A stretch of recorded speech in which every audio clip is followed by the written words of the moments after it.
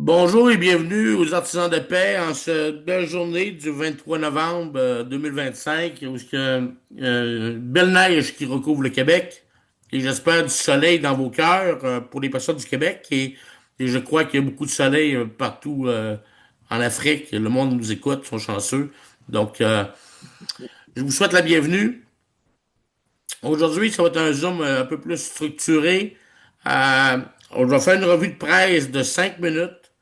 Euh, Et je vais laisser ensuite, comme on a dit la semaine dernière, qu'on allait avoir des zooms beaucoup plus structurés. Euh, Alain Fortin va nous présenter le modèle de la permaculture, de l'agriculture, de l'élevage et de l'exportation de ce modèle-là à travers l'Afrique et à travers le monde. Donc aussi, il faut bien noter que l'agriculture fait partie de notre point fort pour, en ce moment et pour toujours, je vous dirais. Donc, je vais aller sur la revue de presse tout de suite. Je ne parlerai pas nécessairement des problèmes internationaux qu'on voit partout à la télévision. Je vais vous parler du média de la paix, parce que cette semaine, on a travaillé beaucoup sur un média.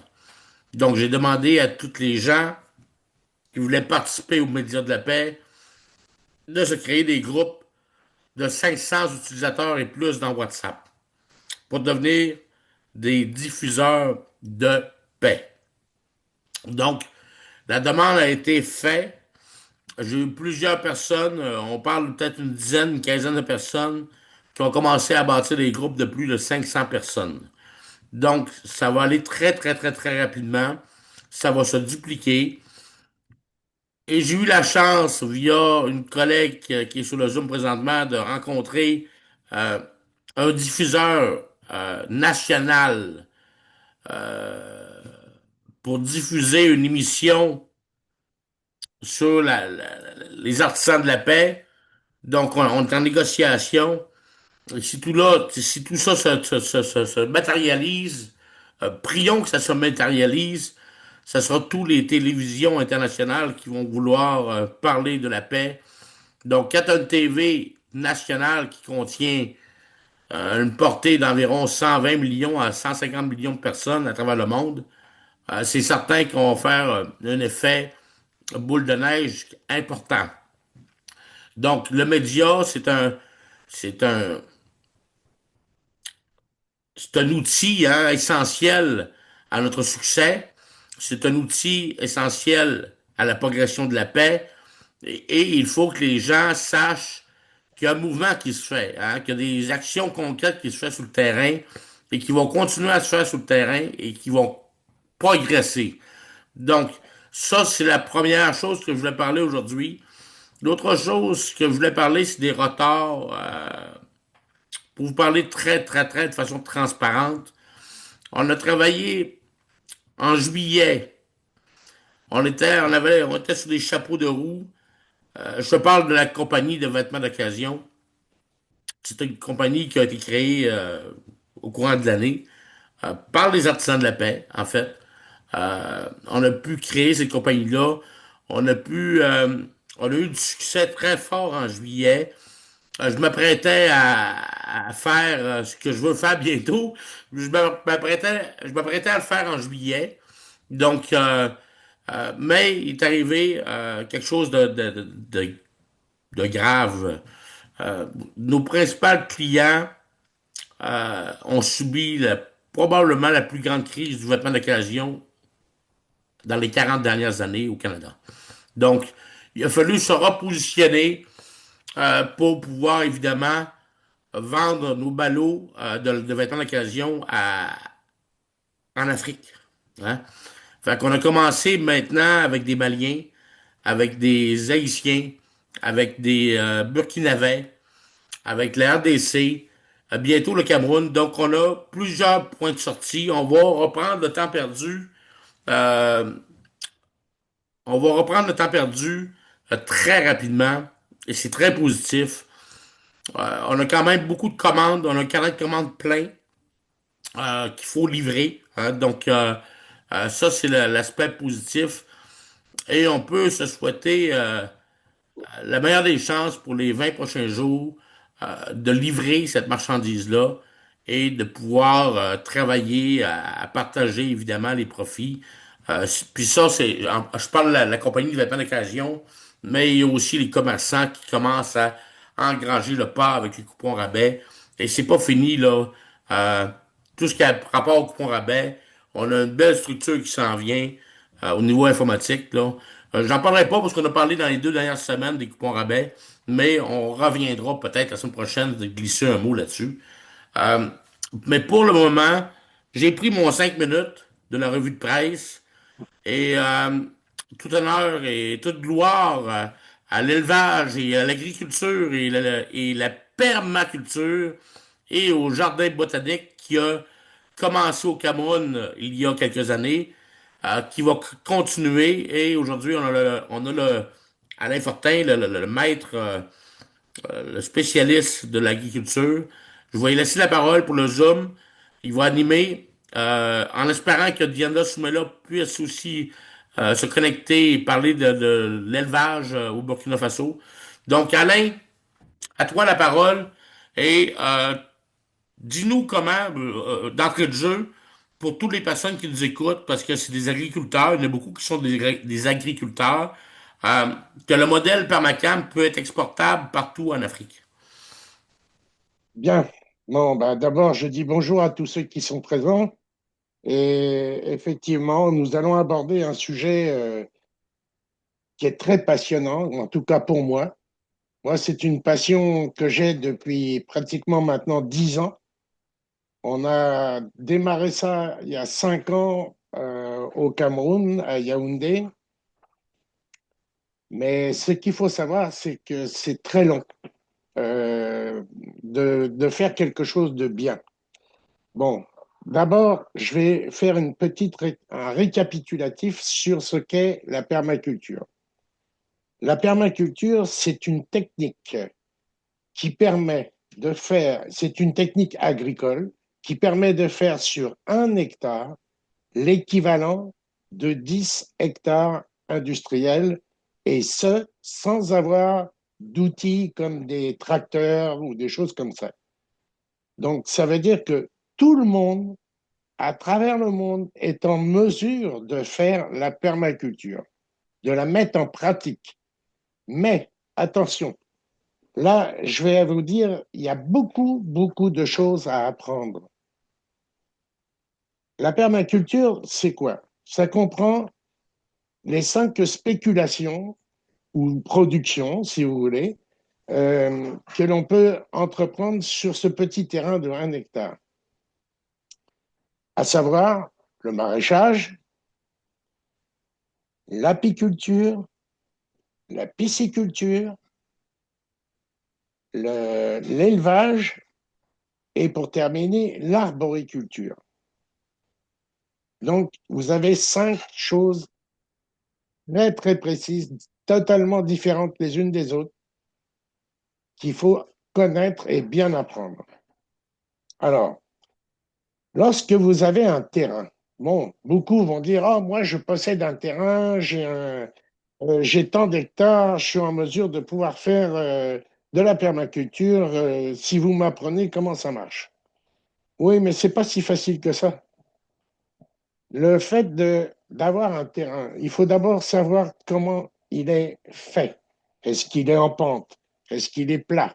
Est-ce qu'il est euh, quelle est la direction du vent? Il y a tellement de choses à bien comprendre dans la permaculture que c'est vraiment très, très, très important pour chaque point que j'aimerais développer avec vous.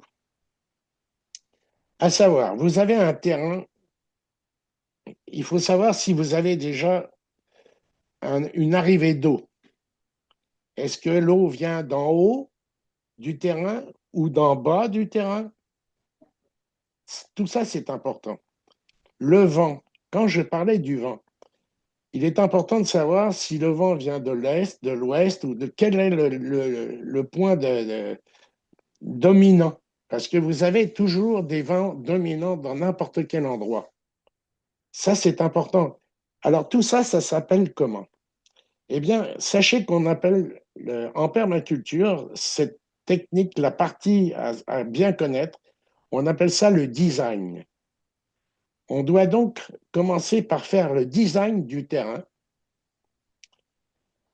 et en mettant, par exemple, il va falloir que par exemple, pour le maraîchage, vous allez devoir avoir un terrain, ou du moins vos cultures vont devoir être faites dans le sens, ce qu'on appelle est-ouest.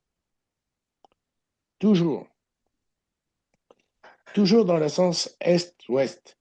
Mais là, il peut des fois y avoir des problèmes. Pourquoi? Parce que, imaginons qu'on ait un terrain en pente. L'eau vient d'en haut, tant mieux, ça va nous permettre d'alimenter la totalité de, de l'approvisionnement en eau pour l'ensemble de tous nos besoins. Maintenant, vous avez aussi, si le terrain vient, si l'eau est en bas, là, il va falloir la remonter. Comment on fait? Est-ce qu'il faut utiliser des pompes ou alors est-ce qu'il faut creuser plutôt un puits à un endroit plutôt intermédiaire, etc., etc. Vous avez plein de questions à vous poser. Et ça s'appelle, comme je vous l'ai dit, le design du terrain. Il faut savoir comment on va mettre en place notre terrain. Qu'est-ce que vous devez savoir pour 1 hectare? Moi, je vous parle de 1 hectare. Pourquoi? Parce que, regardez, sur 1 hectare, comme je vous l'ai dit, vous faites 10 fois ce que l'on obtient avec un terrain industriel.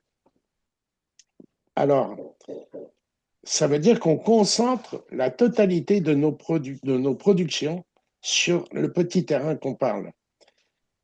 Vous devez avoir environ 3500 mètres carrés qui vont être réservés au maraîchage. Vous devez prévoir de mettre une bâtisse, parce que vous devez construire une bâtisse obligatoirement pour ne serait-ce qu'engranger vos produits ou loger votre personnel. Euh, bon, vous devez prévoir d'avoir, comment dit-on, un endroit pour faire le, le compostage. Euh, Il y a beaucoup, beaucoup de choses. Je ne veux pas vous parler dans les détails, mais c'est très, très important que chaque point soit développé individuellement. Pour faire ça, moi, j'ai créé ce qu'on appelle des modules. Des modules que je vais pouvoir vous mettre sur le site.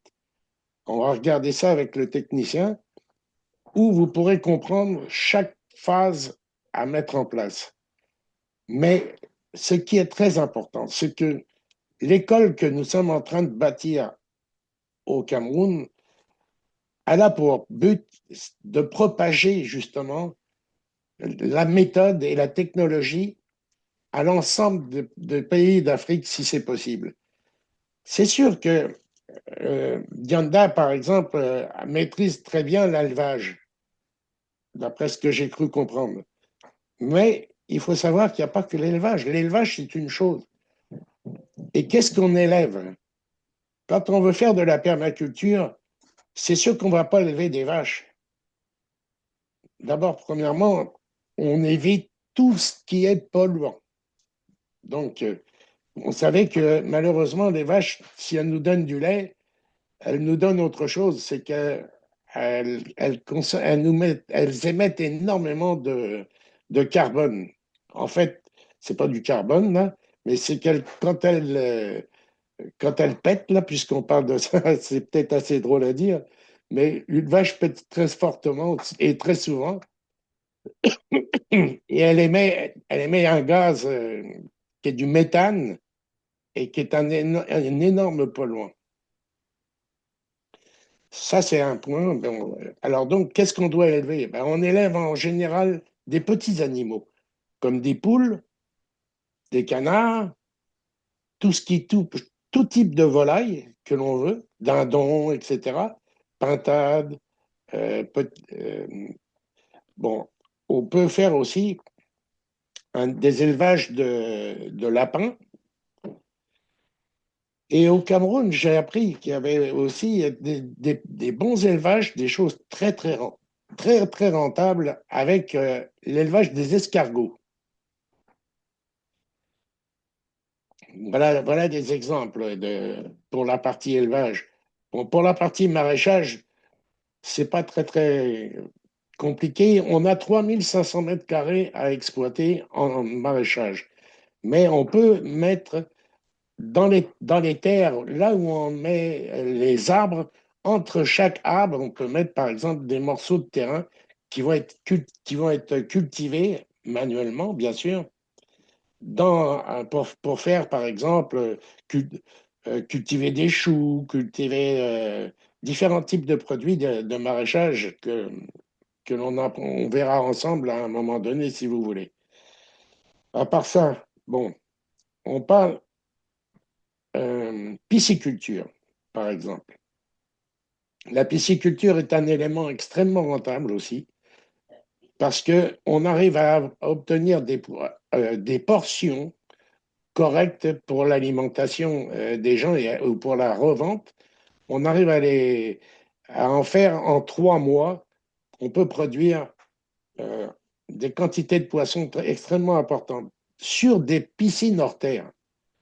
Qu'est-ce que c'est une piscine hors terre? Là, c'est très simple. C'est un baquet d'eau là, qui fait environ 2,50 m de diamètre et sur à peu près une hauteur de 1,60 m, 1,70 m, quelque chose de même. Et à l'intérieur, bien sûr, on met de l'eau et on commence par mettre des petits alevins.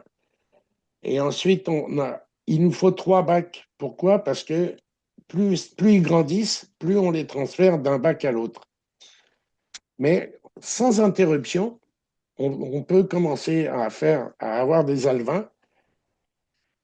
On a une première fournée qui va sortir au bout de 3 mois. 3 mois, c'est pas beaucoup. Et un poisson se vend, je crois, si je me trompe pas, au Cameroun à l'heure actuelle, autour de 2000 francs le, le poisson lui-même, maintenant. Surtout avec les augmentations de prix qu'il y a là-bas, un peu partout, je ne sais pas, mais chez vous, c'est un peu comme chez nous. Le poisson est devenu très cher, la viande est devenue très chère. Et donc, il est temps qu'on arrive à s'auto-suffire par nous-mêmes. Voilà les exemples que je voulais vous donner. Écoutez, je ne sais pas si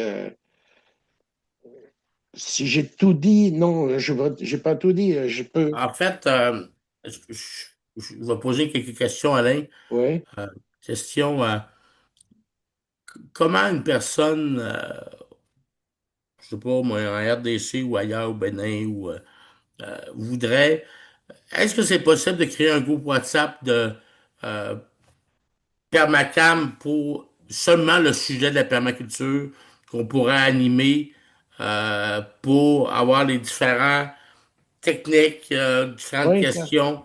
Ce serait, je pense, quelque chose de très bien parce qu'il y a beaucoup d'agriculteurs qui me demandent à Luc Boudreau comment cultiver, là, hein. Fait que Luc Boudreau, il est capable de manger, mais il est capable de manger ce que vous faisiez. Donc, je suis capable de manger des poules, mais c'est pas moi qui les élève, hein. Donc, je sais pas si ce serait possible de pouvoir faire un groupe du genre et que tu pourrais animer et évidemment diriger les gens euh, pour les aider à exporter le modèle Permacam dans leur pays et aussi évidemment parler tout du côté financier, euh, ce que ça va rapporter aux artisans de la paix, ce qu'on fait. J'aimerais ça, si on peut créer un tel groupe, mais justement pour finir ce matin sur le dossier de la permaculture, dis-nous, pour quelqu'un qui est tout seul, qui a son terrain, c'est faisable de faire de la permaculture tout seul? non, on ne peut pas faire seul. Il faut au moins être 5 personnes. OK? Euh, Pourquoi? Parce que déjà, je viens de le dire, il y a 5 types de production. Ouais, Donc, bon, l'arboriculture, ça pousse, hein. Donc, c'est des arbres. On n'a pas besoin d'être présent en permanence sauf au moment des récoltes. Mais en dehors de ça, euh, l'élevage, c'est pareil, ça prend pas beaucoup de temps. C'est un peu de temps chaque jour. Ce qui prend le plus de temps, disons que ce serait plutôt le maraîchage, parce qu'il faut préparer les terrains, faut faire des buts, il faut faire. Bon, moi, pour revenir à ce que tu viens de proposer, euh, effectivement, je pense qu'on pourrait créer un WhatsApp ou quelque chose comme ça. Mais je tiens précisément à dire que ce WhatsApp ne sera dédié uniquement qu'à ça. À savoir que toute personne qui me fera de la publicité ou quoi que ce soit en relation avec ces affaires sera immédiatement expulsée. Ça, moi, je vais être très, très catégorique parce que on doit travailler ensemble. Les gens qui ont des besoins, et croyez-moi, il y en a beaucoup, doivent savoir qu'est-ce qu'il faut faire, comment faire. Ils n'ont pas besoin de lire qu'un tel a des portefeuilles qui rapportent plein d'argent, plein de conneries qu'on peut voir régulièrement sur les Zooms, là, pas les Zooms, excuse-moi, sur les WhatsApp, là. J'en ai marre de voir toutes ces cochonneries, là. Ouais. Alors, ce que je veux, c'est travailler avec vous tous, c'est vrai. Je maîtrise très très bien le sujet. Je vais même vous recommander une encyclopédie qui existe que vous pouvez acquérir. Malheureusement, c'est une production qui est en français. Je crois qu'elle existe peut-être maintenant dans plusieurs langues, mais euh, elle est en France à l'heure actuelle. Il faudrait.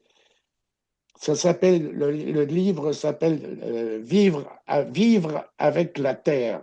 Si vous avez Internet, regardez, recherchez ça, Vivre avec la Terre.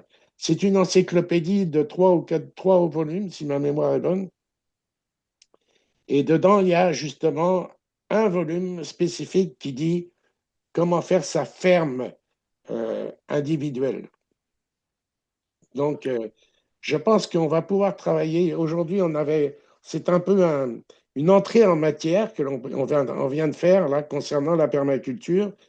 Mais je peux vous dire qu'il y a beaucoup, beaucoup de choses à apprendre. C'est très intéressant, Alain. Écoute, moi, j'apprends toujours à t'écouter la magie de fermier, hein, parce que je pensais pas devenir un fermier un jour ou devenir un actionnaire. Mais pour terminer, là, pour citer un peu les gens qui sont dans les artisans de la paix, euh, financièrement, financièrement. Oui, il y a ça Parle-nous aussi. du volet financier. Une fois là, que c'est engrangé, là, Oui. comment, qu'est-ce qu'on peut espérer? Alors, écoute, nous, selon nos calculs et puis parce qu'il faut tout comprendre, il faut tout, comment dirais-je, prévoir. Il faut prévoir des frais de comptabilité, de gestion, des frais de commercialisation. Parce que, en fait, on va commencer par se servir soi-même à l'intérieur par la permaculture. Bon, on va commencer par se servir. Pourquoi?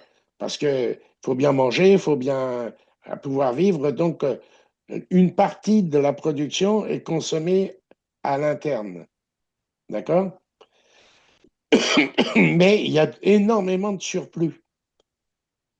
Et ces surplus peuvent aller justement sur le circuit de commercialisation et être mis sur les marchés pour vendre le poisson, pour vendre des poules, pour vendre des œufs, pour vendre des canards, pour vendre du lapin, pour vendre, etc. Il y a plein d'affaires que l'on pourra vendre. Il faut savoir que, par exemple, des lapins, là, une femelle peut faire jusqu'à 200 à 300 petits dans une année. Wow, C'est énorme, hein? wow. Bon. Et on va apprendre également que, en élevant des mouches, ça paraît idiot ce que je vais vous dire là, mais on met, on met des déchets organiques dans un fût et on élève des mouches. Les mouches vont nous faire des larves. Et avec ces larves, on alimente les poissons, mais on alimente aussi les poules. Pourquoi? OK. Parce que Fait que 100% de l'écosystème là, est utilisé là, pour. il tourne en permanence. Voilà. Bon, Mais bon, pour reparler de chiffres, on parle de revenus qui sont environ de 25 000 $ par année par hectare. C'est quand même assez important. Bon, attention, ça ne va pas arriver, les 25 000 ne vont pas arriver du 1er janvier au 31 décembre qui suit. Ben ouais, je comprends, ouais. Ne serait-ce que pour planter des arbres à fruits, ça prend déjà 3 à 4 ans avant qu'ils commencent à donner du rendement. Donc, on peut considérer que on peut atteindre cet objectif complet au bout de 4 à 5 ans. Puis, penses-tu qu'il va y avoir des retombées, euh, je ne dirais pas 2025, parce que là, on est rendu là, mais en 2026, au niveau de l'élevage? Ben, en ce qui nous concerne, oui, là, ça va vraiment se développer. Bon, on a toujours cette affaire de terrain qui nous tracasse là pour le moment, Mhm. puisqu'on essaye de placer nos 2 hectares. Et en plus, c'est dommage parce que si les gens, si on trouvait vraiment des acquéreurs pour ces 2 hectares, au prix qui vaut, déjà la personne en l'achetant, au moment où elle va l'avoir acheté et qu'elle va avoir reçu ses documents légaux, elle aura déjà multiplié par presque 4 la valeur du terrain. Alors, OK. il n'y a rien à perdre là-dedans, là. Mais en tout cas, bref, c'était pas l'objectif de la discussion d'aujourd'hui. Là, la discussion. Non, non, je voulais savoir, c'est bien. Je voulais savoir, ben, nous voulions savoir certaines choses. On Ouais, voulait savoir un peu c'était quoi le modèle de business. On voulait savoir un peu les rentabilités. Parce que moi, j'ai vendu tout par la permaculture et l'agriculture, dans le sens que même le sport va être vendu pour encourager les agriculteurs de tous les pays d'Afrique à, tu sais, je veux pas, nous voulons pas leur or, leur coltan. Ben, je dis pas que je les veux pas, mais ce que je veux dire, c'est que avant de commencer à parler d'or et de coltan et de matières précieuses, je pense que tous les agriculteurs, hein, toutes les familles de l'Afrique ont tous des terrains. ouais, On doit apprendre à piocher, excusez-moi, là, mais à piocher notre terre et avoir les bénéfices que la terre elle a. Hein? Je veux dire, tout à je suis fait, pas un tout à fait. spécialiste des canards, je suis pas un spécialiste des poules, mais je sais compter. Hein? Si on fait de Ouais, l'élevage à la grandeur de l'Afrique, Alain, ouais, tout à fait. Et je vais même rajouter quelque chose dans l'actualité que j'ai lu cette semaine. On va encore reparler de Ibrahim Traoré, oui, oui, oui, le vas-y, vas-y, président vas-y. du Burkina Faso, qui est un homme extraordinaire. Regardez ce qu'il a encore fait. Il fait travailler 15 000 hectares de, en blé cette année. Ils ont récolté et maintenant, le Burkina Faso est autosuffisant en farine. Trois. Ce gars est extraordinaire. Il travaille dans l'intérêt et il a compris que l'agriculture, lui aussi, il a compris que l'agriculture était la seule façon de nourrir son peuple et qu'il fallait absolument mettre tout en phase pour euh, transformer, même localement, tout ce qui peut être transformé. Et c'est ça qui, c'est pas le Ce tout que je trouve d'avoir. formidable, Alain, de ce monsieur, de Traoré, Ibrahim, Ouais. euh, ce que je trouve formidable, c'est qu'il parle de paix. Hein? Ah, sans arrêt. Il parle de paix, puis il y a l'attention des médias, il y a l'attention de tout le monde. Fait que c'est possible. Hein? J'aime mieux m'afficher mon business avec un homme de paix Ah ouais. qu'avec le contraire. Il Et est ça, plein c'est le d'amour. message que je veux dire à tous les médias, là. Regarde, c'est le plus bel exemple qu'on peut voir. C'est que un homme, puis là, on parle d'un militaire, là. Hein? En plus, Il est en plus. habillé en militaire, puis il parle de paix. Écoutez, là, on est dans. Excusez-moi, là, de couper tout ça, là, mais on est dans le bon business, là. Ah Hein? ouais. Parce que quand vous voyez, là, la télévision, là, que on parle d'actualité de la guerre, puis 2 secondes après, viens manger ta crème molle chez deux frères, ben, ton business est associé nécessairement à des moments de guerre. Et ça, je vais vous le dire, là, il faut que le monde, ça le rentre dans la tête. Les médias, là, c'est à vous à changer le momentum. C'est à vous que ça appartient des ondes. Puis c'est pas vrai qu'on peut pas faire d'argent avec la paix. Regardez Monsieur Traoré qui prend toute la place, puis je vous dirais pas juste sur Burkina Faso, hein. Tout le monde Non, parce entier le que, connaît maintenant, même au Canada, attends, tout le monde attends, le attends. connaît. Il a partagé toutes ses connaissances et toutes ses, ses approches avec ses deux voisins qui sont le Mali et le Niger. Et à l'heure actuelle, à eux trois, ils ont même ouvert une banque maintenant. Ils vont créer leur propre monnaie. Ils sont, ils, ils veulent vraiment devenir totalement indépendants et faire en sorte que l'Afrique se développe. Ça va être probablement ces trois territoires-là, à moins que les Occidentaux viennent les emmerder comme c'est pas possible, parce que ça, il faut se dire que c'est vrai que les Américains veulent tout avoir, ils veulent tout s'approprier, etc., etc. Mais je m'aperçois que finalement, bon, c'est ça qui crée la guerre. C'est de vouloir aller chercher chez l'autre ce qu'on n'a pas chez nous. Mais t'as qu'à le faire toi-même. Si tu ne l'as pas chez toi, fais-le, produis-le, va chercher, travaille. Tu sais, et ce que je disais là, pour la permaculture, pour revenir encore à la permaculture, excuse-moi, je vais Ouais, remettre vas-y. encore dedans. Il ne faut pas oublier que ça prend du travail. C'est pas le tout de dire j'ai besoin d'argent, j'ai besoin de ci. On peut faire avec les mains. L'agriculture, c'est les mains. Et quelques petits outils comme des houes ou des petites choses qu'on a besoin. On n'a pas besoin beaucoup d'outillage. Il faut savoir que rien qu'avec nos mains, on peut développer l'agriculture très rapidement et on peut se nourrir. Quand j'entends des gens qui m'écrivent j'ai un orphelinat, j'ai ci, j'ai ça, est-ce que vous pouvez nous aider? Oui, prends un terrain à côté, voisin, fais de la permaculture et tu vas nourrir tous tes petits Ouais, pour effectivement. Ça, c'est commencer. une façon de faire. Il y C'est a d'autres façons, mais oui, c'est une façon excellente, évidemment, de commencer, hein. C'est penser un peu en équipe, à penser que vous pouvez le faire tout seul, on peut le faire ensemble et se partager les profits ensemble.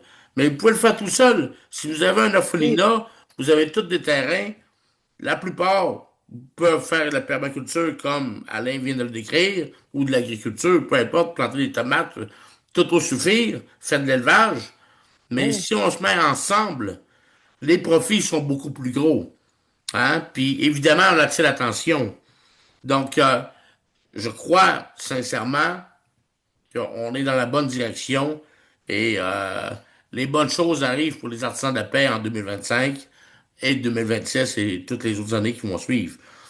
Écoute, je vais mettre fin à l'enregistrement si ça ne te dérange pas, Alain. bah, On moi, va parler parce des qu'on vraies affaires. on a très bien travaillé aujourd'hui, on a très bien expliqué ce qu'il fallait faire. Moi, à mon avis, tout le monde va être content d'avoir été là présent. D'ailleurs, j'ai pas vu beaucoup de personnes se retirer du Zoom. Là, effectivement, tout le monde est resté jusqu'à la fin. Mais on va parler des vraies affaires hors enregistrement. Donc, restez à l'écoute. Oui, pour Donc, je ceux vais qui mettre fin. rejoignent. Ceux qui veulent poser des questions et autres, là, on va pouvoir aborder ça sur la partie plus tard. Parlons des vraies affaires. Voilà. Allez, à toi.